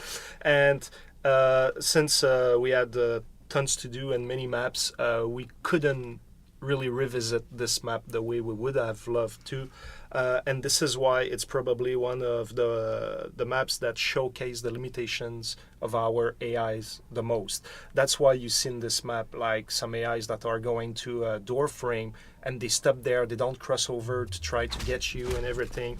It's because the sectorization back in the day has been done, and the map has been built with an AI that was not fully implemented. But when everything came together, we were like, oh, it shows the limit of the systems. We tried to hide it as much as possible, with the guys like taking cover on the sides of the door, like pretending that they're just waiting there protecting themselves because you're dangerous, but that's not really that's not because really you're that. Augmented and they're not. And for sometimes it looked like that actually, but it's not what was going on really. But in other maps that came later, Now we had a better understanding of our systems, therefore we were able to build maps in such a way that those limitations wouldn't be that apparent. So here we're in front of the first conspiracy radio that is spread out through the entire game. And I can't remember how the idea came about, and Steve is going to talk about it. But me, I just remember Steve coming to me really excited about this idea and really wanted to push it in the game. Yeah, well, when I get something in my hat, I'm usually pretty passionate about it. We were doing weekly reviews in one of our review rooms, and we were playing it. And what was really starting to bother me was that we needed to be pushing the conspiracy side of the game. It was very important. And at that time, we were using a lot of the NPCs and the city hubs that you would talk to, and it always felt kind of strange and a bit awkward to me that you would go up to a random person on the street and hit, the talk button, and you would get some kind of line like, isn't it strange that Tai Young Medical seems to be shipping supplies to Panchaea? And you're like, who says that on a random street when you go up and talk to somebody? Yes, it was very difficult. And it was very tough for the writers as well, because, you're trying to make it sound natural, but yet... So anyway, I had this idea, and I mean, it's not an original idea, it's been done in other games, but we tried to put our own spin on it. We said, why don't we create... a radio DJ his sole purpose in the game will be to push the conspiracy. And my inspiration was actually from the movie Eight-Legged Freaks, where they have the conspiracy DJ who lives in his little camper trailer out in the middle of nowhere. And I thought, this is awesome, because it'll cost us a radio for an object that can just be dumped anywhere in the map, and then we just go in the studio and record these long monologues, which the writers did have to write, but they did an amazing job on the writing. They studied Alex Jones and all kinds of conspiracy stuff, and I have to give Mary the credit for, I remember when we were talking about who we were going to cast, and she looks at me and she goes, well, what about Harry Sanjovsky, who was this amazing actor that we loved him so much and we wanted to try and fit him into the game somewhere, but every time we kind of cast him as a part, just by chance that part would kind of get scaled down or cut, and we would be left with this great actor that we couldn't put anywhere. So she gets the credit for the casting on that one, saying, what about him? And my eyes just lit up, and we didn't even cast, we just said, that's it, Let's it's get him in there and do it. And he was amazing. What an amazing job he did. I think he did most of them in one take. Yeah, he was just he just nailed it. It's Andrew who wrote also the text, right? Yes, Andrew, one of our freelance writers, wrote all. Yeah, who's also doing very well right now is Anakin Slade. Yeah, absolutely. Yeah. So Anakin Slade, the hip hop artist, worked on this game, and he wrote almost, I think, all the pirate radio DJ stuff. All the pirate and most of the overheard conversations. And I was just really happy. Again, it shows, credit to JF's game director skills, that he was open to the idea and he let me build off of it, because I was really happy when it went in. Yeah, but I had the easy job. I just had to say yes. Yeah, but it was good too, because after that, Mary's team could actually write lines for the city people that were more in line of what people would say, and we could actually dump all this conspiracy side onto the one DJ and let him push that whole thing. So it really worked out well in the end. Well, the room full of lockers. Yes. It reminds me of the good 80s and 90s. Yeah. I can't get through that room without having to open every single locker that exists in that room. Well, me, I'm like you, but not for the same reason. It's actually, like, I hate it. I don't want to do it, but I still do it because I want to get the goodies that are inside, and I can't never remember which ones they are. But if I knew, I would just go straight to those ones, because there's probably almost 100 lockers in that room. I don't know. I never count them, but... There's at least 60. But it feels like it's a slot machine, huh? You have to put another quarter, you have to put... and you always hope that you're going to win some... Feels like a pain in the butt. But me, every time I go in this room, I'm like, fuck, I have to open them all. Yeah. Yes. But it was on purpose. It was kind of a joke, and it was kind of an homage to like all of those old school games where we didn't really care, or we didn't really think if we were putting the players through something that was too cumbersome or too overwhelming. Right. So there's just one room like that in the game. I guess it's all good. I think it's the level designer. I don't remember exactly, but I think one day he just made that room, and when I saw this, I started to laugh, and it was so ridiculous. Yeah. And for me, it was like, yes, we have to do it. There's just so many. I mean, even in real life, like either I don't know, at a gym or you go to the pool or whatever. I don't think I've ever seen that many lockers in a changing room or whatever. It's just insane. Well, this corridor looks reminds vaguely me, familiar. Yeah, it reminds me of a company I know. Yeah. Yeah. A lot of people when we design it's the way we designed this was not inspired by what we're going to say at all. But a lot of people came up to us and mentioned that there's a really big game studio here in Montreal that we're not going to mention the name, but that most of us used to work there on the production of Deus Ex Human Revolution. People would start coming up to us and say, "Hey, this kind of feels like it. This mix of this very old building, kind of lofty looking, the high ceilings, the wooden floor, the old wood brick walls, but mixed with new stuff, new technology, and it does look like that studio we're not going to name." But it was quite funny because a lot of people just would come up to us and mention it. Yeah. So here we come next to the first hacking minigame of the game, actually. The story of hacking, well, it was the first gameplay that we really nailed down. I remember when we were with the designers and trying to figure out what were our high-level intentions with this thing. It was that we wanted to stay in the real world, so we didn't want a minigame that pulls you out of the game world and you're just into another realm or whatsoever. We really wanted players, when they get invested in that, they would have also to manage their surroundings, because they can be guards, they can be anything happening and everything. So that was the high-level intention. But if we go back to the hacking itself, François Lapica, our lead game designer, was really thinking about different inspiration for that with pen and paper table games and stuff, cyberpunk ones. And he really wanted to go into this thing of going with cycles of CPUs that you put them into. It was amazing. It was great. Like I loved it. He built it on an Excel sheet, and you had all those parameters to manage, and it was really, you felt that you were really hacking. It was a geek's dream, really. Absolutely. But the thing is that it was hard to really grasp it and see how visually it would work and everything. But the tension was there. That's what I remember the most, is that it was really, really like tense, and you kind of felt like pressed by what you were doing and the danger of it. Yeah, it was working, but still we were struggling with the visual aspect of it. We tried to be as mass market as possible and make it accessible. And actually, it's one of our artists one morning that came in, and he came with a drawing that was just like with icons and everything, and it was a portraying of how it could look on screen. And when I saw that, I was like, oh my God, I think we got it. And Frank looked at it. Happy. Frank was not really happy because his pride was like, oh, I can't make it work kind of thing and everything. But he recognized that it was really the idea that makes the hacking work. And it took him 2 weeks to take that drawing and readapt his design to fit with that kind of philosophy. And then we went with the programmers after that, just implement it and iterate it with a lot of internal playtests and everything. And that's the first part of the game that was completed a long time ago.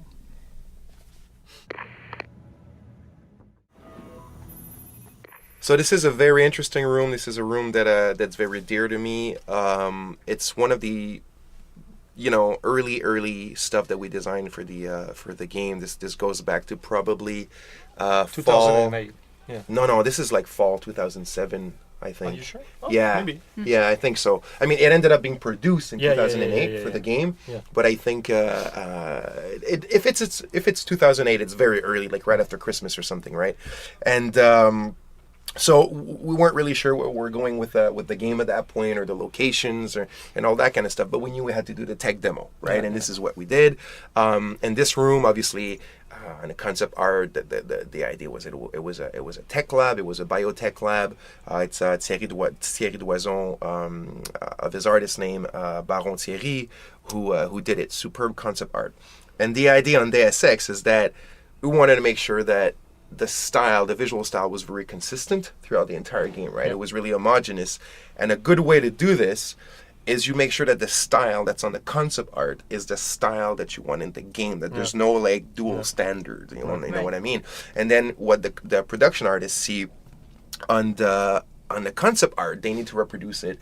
I wouldn't say as is, but they need to make sure that the style is the same. It needs to stay faithful. It needs to stay very faithful, you know. And what was interesting is that when that room was first designed, sometimes we'd see, you know, an artist working at his desk, and we'd see what we thought or what we think was a wallpaper of the concept art, you know, on his computer, and then suddenly that wallpaper will start moving. It was actually and the 3D. It was actually the 3D room. We're like, holy shit, this looks 100% like the concept art. Almost it was one of my first time in all of my in my entire career where I really saw this almost 1:1 ratio between concept art. It was impressive. It was very impressive. And actually, it's the first part, the first press tour ever we did with journalists. That's the tech demo we showed. That's the first thing we ever shown to the journalists, and they asked us, what the hell is this engine, like, because there was so much of a flavor. There was a flavor, we definitely didn't have the best of engines to do this game. I mean, it's a well-known fact, but because of that style that we put in it, a lot of people were really kind of very attractive. Made it very attractive and special. Anyway, and we ended up. This is one of the few very, very early things that we kept and that we recycled, if you want, in the final game. And this is the room that we have here. Rolling.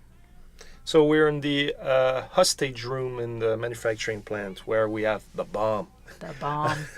And what is interesting with this one is that there are many ways to defuse the bomb. When you get into the room now, it's booby trapped, so the doors are locking behind you, and now you have to figure it out. And you have to hack, supposedly. You can hack.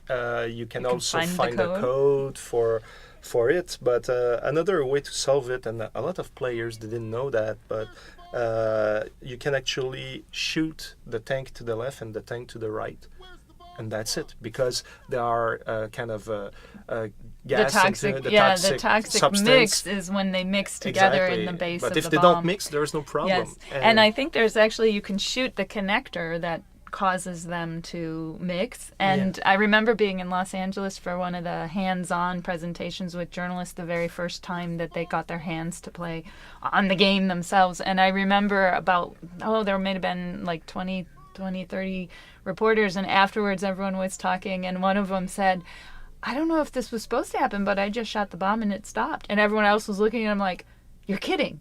I'm like, well, you win the prize. You found the secret way. So now we are entering into the first SAS zone of this map. The airlocks. Yeah, the airlocks. Actually, it's something that we had to add later as we were producing the maps to help the streaming. Yeah, it's. I think also at that point in the game, we weren't mastering our streaming capabilities as well as we were later on in the game. So basically, it's just your common thing that you see in a lot of games. While this door is locked, we're actually loading the entire room that's in the back, and they were big rooms. Those are the huge lab rooms with a lot of like stuff to do and a lot of stuff to interact with.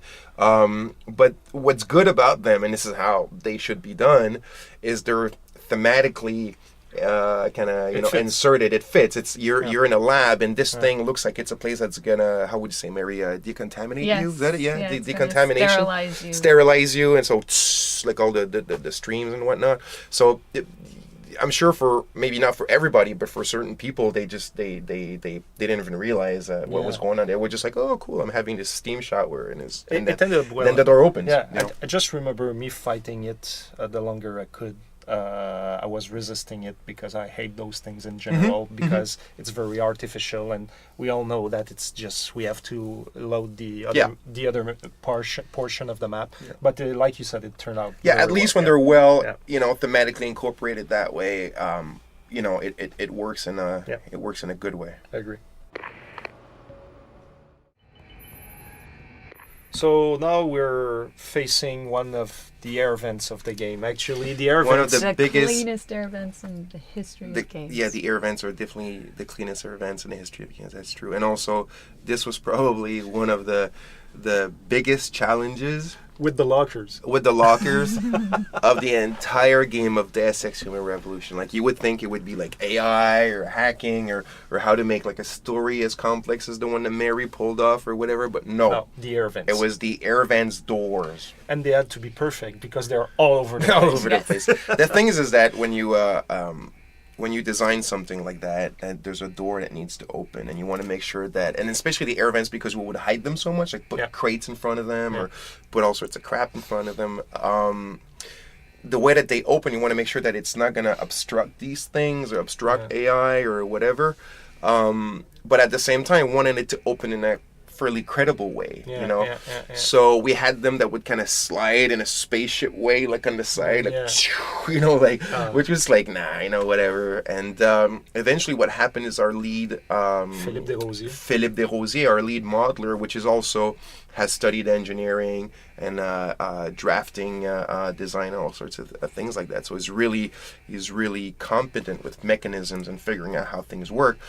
And it might seem very simple when you look at it in the game, and it's like, yeah, this is what, you know, should have been done from the beginning, but it's not always that easy and that obvious. But he ended up thinking about just these hinges that are just kind of pushing the hatch forward and then bringing it upward, and it was that simple. And that's the final solution. But when you look at how it was made in games before that, like it just opens in a very like kind of like a door, but a trap door. Yeah. But the thing is that we could have done that, but we had physical objects. You have the characters, and you always have to think, AI. Exactly. You always have to think about if the player's going to get stuck, if it's going to damage the experience and whatnot. And sometimes trivial things become really important things that we need. And I remember when he made that thing, like how happy I was just for a freaking hatch. We were all happy. We were just like, oh my god, this is insane. It's like we almost like went out for a beer or something, you know.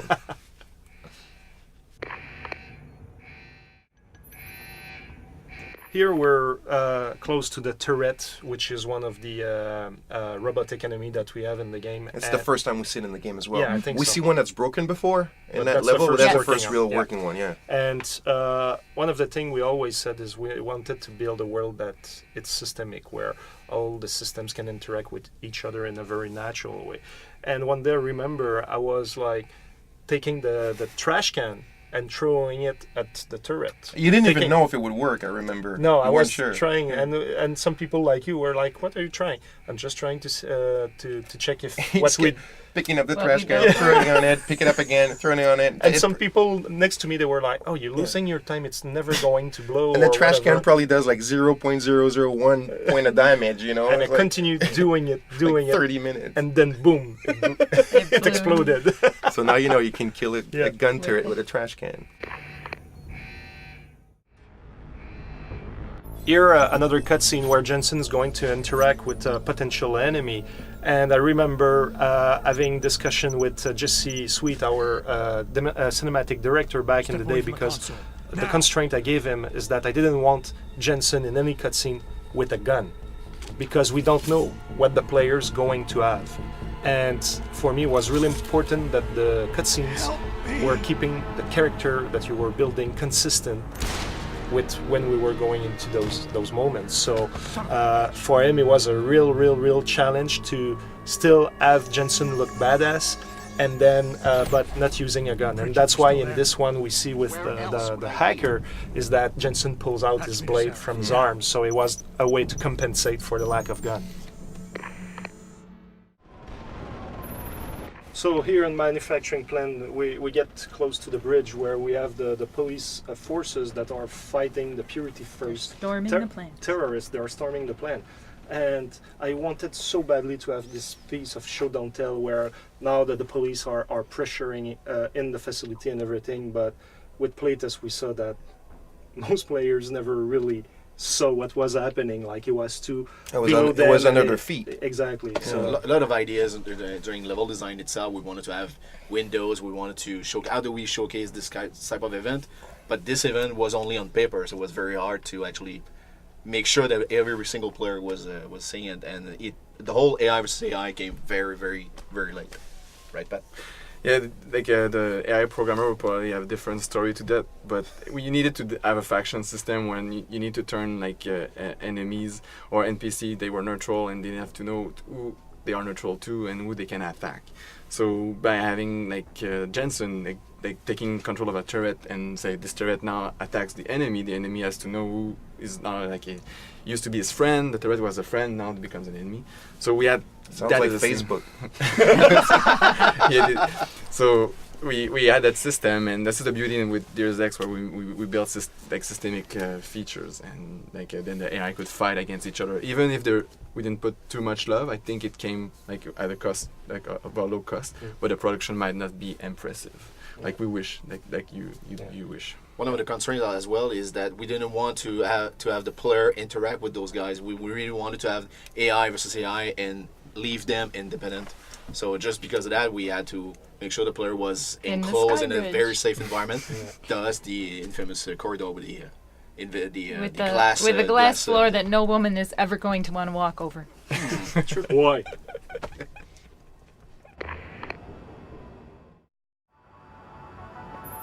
Yeah, so here, as you can see in this office building, there is a sea full of computers. And as you also know, we had to write emails for every single computer that existed in the game. And one of the big challenges we had in doing that was that we never quite knew ahead of time how many computers there would be. There was the level design was coming to us and saying, you know, we need to know how many emails, how many computers you want, and we were saying to level design, well, we need to know how many computers you intend to put in there, and no one would actually make a decision. And we were doing it so late in the process as well that when we actually sat down there to write them, we weren't really sure at that point how many computers there would be. So it was pretty interesting until we finally got our communication straight and were able to say, okay, look, can you give me a few more computers? Or could you take away a few computers? Because we just don't quite have it down. So that was a really big challenge, and we learned an awful lot through the process, so we got it right with the DLC, The Missing Link. Speaking of computers as well, something that we could add, because again, it's something that people sometimes don't think about, how something simple or something that looks simple is actually very complicated, is that, you know, in the game we have the interactive computers, right? The ones that you're talking about now. We have the security hubs, the blue ones that are also interactive. And there's the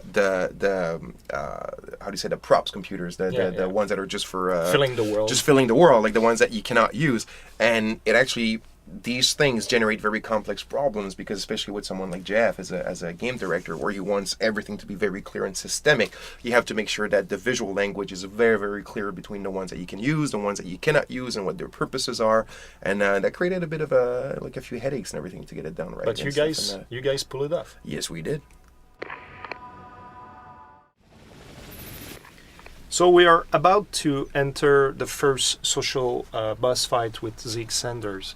And actually, the story here is that early on, we decided that, for some reasons that I can't remember very well, but we decided that you wouldn't be able to use the social augmentation against this guy.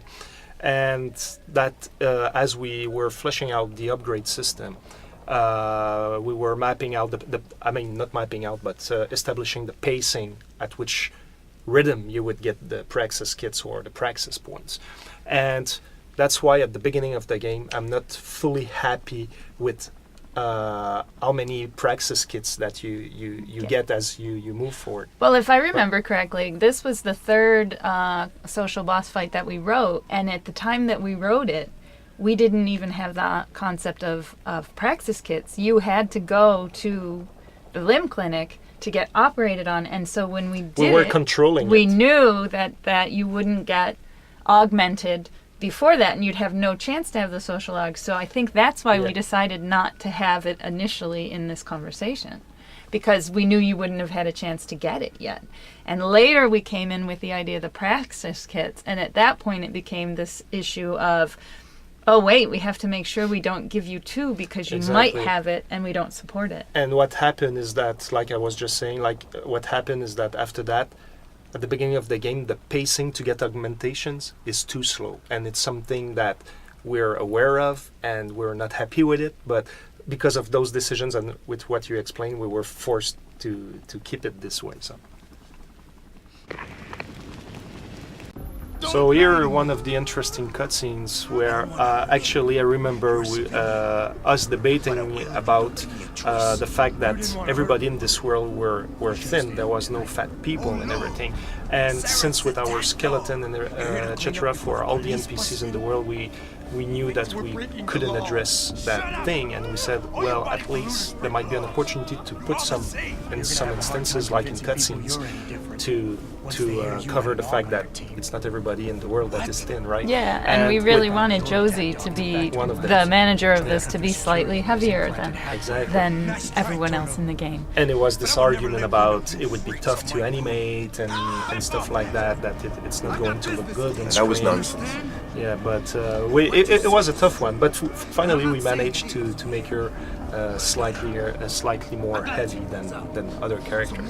Yeah, and I remember that there were certain people on the team who really, really were against it, and they were just saying it'll look weird visually, and having a really thin terrorist with this heavy woman just won't work. And I never quite understood the heart of those things, but in the end, it works out really well.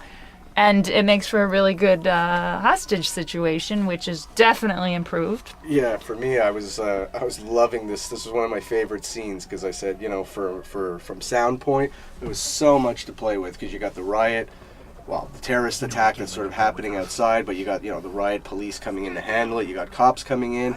You've got a hostage situation, so I mean the tension level's on 10, which is great. The one thing that was funny when the scene first came to me is we had almost nothing of Josie crying and whimpering, and I thought for a situation like this, the hostage should definitely be like sobbing and whimpering through the whole thing. So we started by adding that, which brought a lot of life to her character during the scene. Like even when there's nothing going on, you can hear her kind of whimpering and sobbing. And I remember, I think we worked a week just getting the timing for the sound. There's a point where a helicopter beam comes right through the room, and I wanted the sound of the helicopter to come with it, to come really close, so it sounded like, they're just, patrolling around and waiting for this guy.